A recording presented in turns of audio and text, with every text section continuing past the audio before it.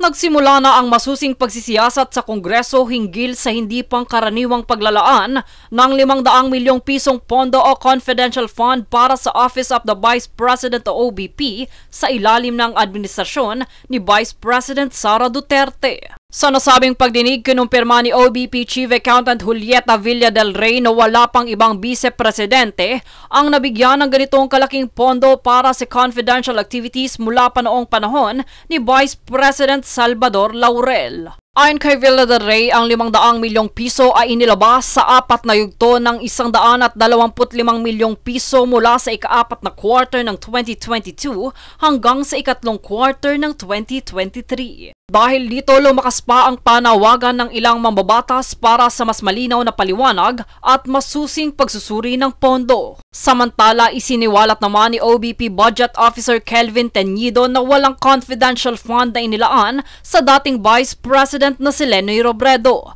Bagamat si dating Vice President Jejo Marbinay ay minsan nang humiling ng naturang pondo ngunit kalaunan ay ipinabalik ito. Dito inilantad din ni Representative Jinky Luistro na bago pa man maging pangalawang pangulo si VP Sara ay sanay na ito sa malaking confidential funds noong siya ay alkalde pa lang ng Davao City. Sa patuloy na pagdinig, ipinunto ni Nueva Ecija Representative Micaela Swansing na kahit nagbigay ng unmodified opinion ang Commission on Audit o COA, nilinaw na hindi ito nangangahulugan na walang irregularidad sa paggamit ng pondo. Samantala, idineklara na mayroong 4 na opisyal ng OVP ang na-contempt dahil sa patuloy na pag-iwas sa pagdinig ng komite.